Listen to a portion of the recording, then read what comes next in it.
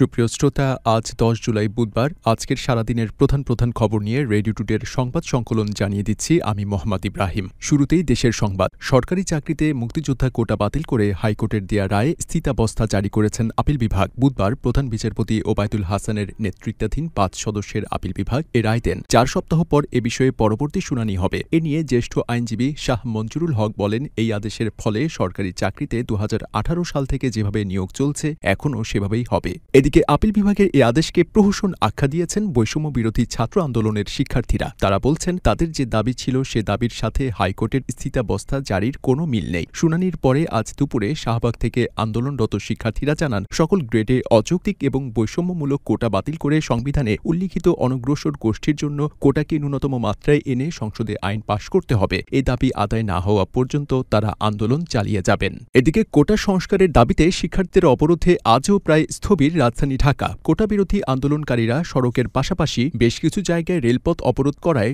ঢাকার সাথে আজ সারা দেশের ট্রেন চলাচল প্রায় 5 ঘণ্টা বন্ধ থাকে। এছাড়া ঢাকা-রিচা মহাসড়ক সহ দেশের বেশ কিছু গুরুত্বপূর্ণ মহাসড়ক ও ফ্লাইওভার অবরোধ করে রাখেন আন্দোলনরত শিক্ষার্থীরা। আওয়ামী লীগের সাধারণ সম্পাদক ও সেতুমন্ত্রী ওবায়দুল কাদের বলেছেন, আগামী আগস্ট মাসের প্রথম সপ্তাহে দেশের সর্বোচ্চ আদালতে চূড়ান্ত শুনানির মাধ্যমে নিষ্পত্তি হবে কোটা সংস্কার। এ পর্যন্ত মানুষের দুর্ভোগ সৃষ্টি হতে পারে এমন কর্মসূচি বন্ধ করে আদালতের নির্দেশ মেনে শিক্ষার্থীদের শ্রেণীকক্ষে ফিরে যাওয়ার আহ্বান জানিয়েছেন তিনি। আজ দুপুরে রাজধানীর ধানমন্ডিতে আওয়ামী লীগ সভাপতির কার্যালয়ে সংবাদ সম্মেলনে সেতুমন্ত্রী বলেন, আদালতের সিদ্ধান্তই চূড়ান্ত। বিএনপির সিনিয়র যুগ্ম মহাসচিব রুহুল কবির রিজভী বলেছেন, দেশবিরোধী চুক্তি থেকে জনগণের দৃষ্টি সরাতেই পরিকল্পিতভাবে বিভিন্ন ইস্যু তৈরি করছে সরকার। বুধবার খালেদা জিয়ার রোগমুক্তি কামনায় রাজধানীর রামপুরার একটি মাদ্রাসায় এক মিলাদ মাহফিলে তিনি এই কথা বলেন। রিজভী বলেন, সরকার নিজেদের অপকর্ম ঢাকতে জনগণের দৃষ্টি অন্যদিকে সরিয়ে দিতে চায়। আজিজ কাণ্ড, বেনজির কাণ্ড, পিএসসি কাণ্ড সহ একের পর এক ইস্যু তৈরি করছে। বাংলাদেশ ও চীন বুধবার 21টি সহযোগিতা নথিতে সই করেছে, যার বেশিরভাগই সমঝোতা স্মারক। এসব নথিতে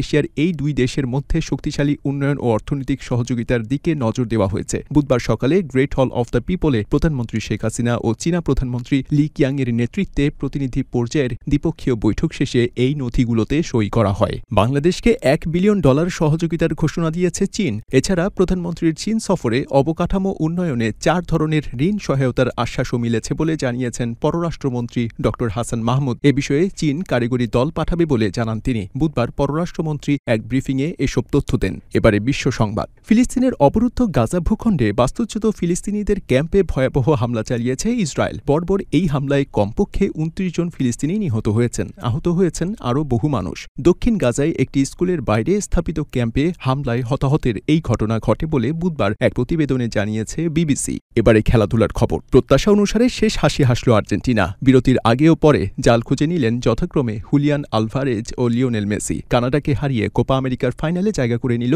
লিওনেল স্কালোনির শিষ্যরা। বুধবার বাংলাদেশ সময় সকালে নিউ জার্সিতে এবারের আসরের প্রথম সেমিফাইনালে 2-0 গোলের জয় পেয়েছে আর্জেন্টিনা। আর্জেন্টিনার পক্ষে সেমিফাইনালে গোলের দেখা পান মেসি এবং আলভারেজ। দুই দলের গ্রুপ পর্বের সাক্ষাতেও একই ব্যবধানে কানাডার বিপক্ষে জিতেছিল আল বি সেলেস্তেরা। রেডিও টুডে 89.6 FM-এর আজ 10 জুলাইয়ের সংবাদ সংকলন এ পর্যন্তই। সবাইকে শুভরাত্রি জানিয়ে এখানেই বিদায় নিচ্ছি আমি মোহাম্মদ ইব্রাহিম।